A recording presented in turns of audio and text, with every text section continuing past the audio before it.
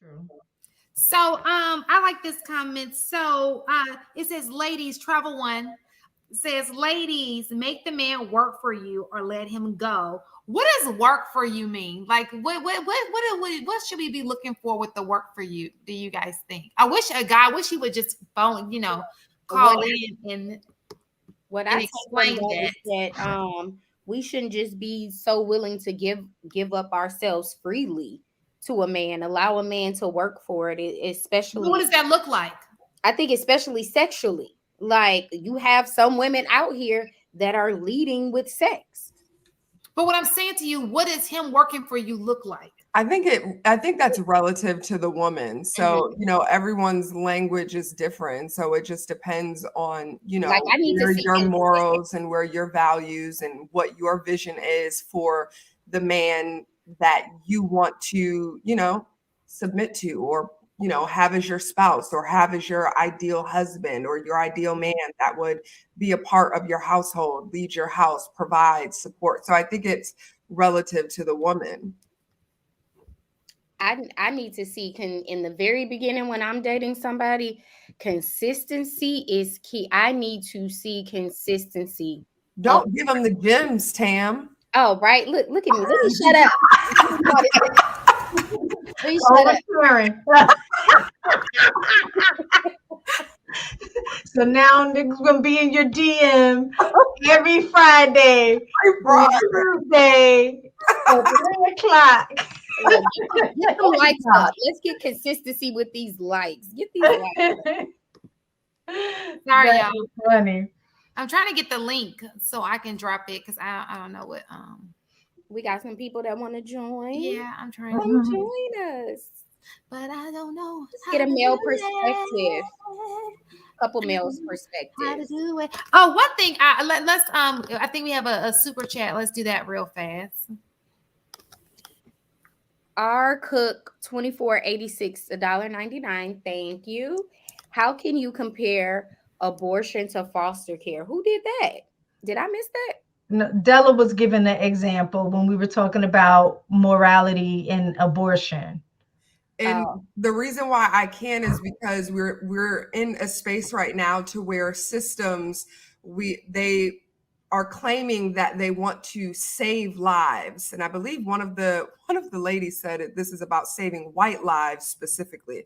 So they want to save lives. And so they are going to make it and limit a woman's ability to get an abortion. They're limiting that as much as possible. My thing is if you are so pressed and stressed about saving lives, why are you not providing for the lives that are already here? And why are you removing systems that were in place to help support the lives that are coming into this world? Because what you do is you'll take a child from a mother's home who actually loves that child and wants to be able to provide for that child, but doesn't have the resources. And then you'll pay someone else down the road thousands of dollars every single month to take on these children when you could have just given that money to the mom to help her get on her feet to support her children.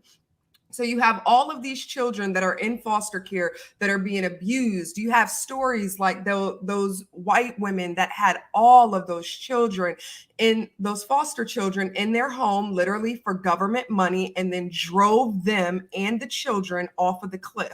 So we're talking about a failed system. And if we're so worried and pressed and really stressed about saving lives, then save the lives and implement systems so that the women that now are being forced to have these children have support. You're not really worried about the lives once they come out of the womb. And a lot of this is more about economics and, this has nothing to do with women's rights. It goes well beyond that. But nonetheless, that is how I'm able to compare the two because they're very much so relatable.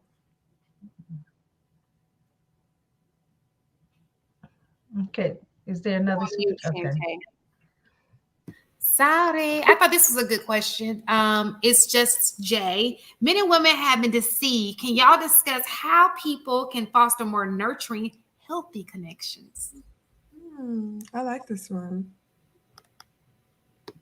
Somebody. I have a question about resolutions. Hi. Hi. Be nice. I think you know what? I think that first of all, you have to do the work in the beginning. Go in with questions about intentions. Make sure you guys are on the same path. You know, the same. You're thinking the same as far as a relationship. You guys are on the same path as far as relationships. If he says, I think it was Miss Parker. Somebody said, if he says he doesn't want marriage right now, but you do, then he ain't the one for you. Mm-hmm. So I think those important questions to ask on the first date. Mm-hmm. That way you don't waste no more of his dates, because we know how men are with them dates.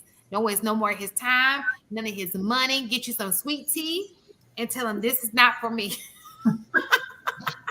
Hi, Dr. Steele. Keep it. Hi, Dr. Steele. Hi. Hey, how you doing?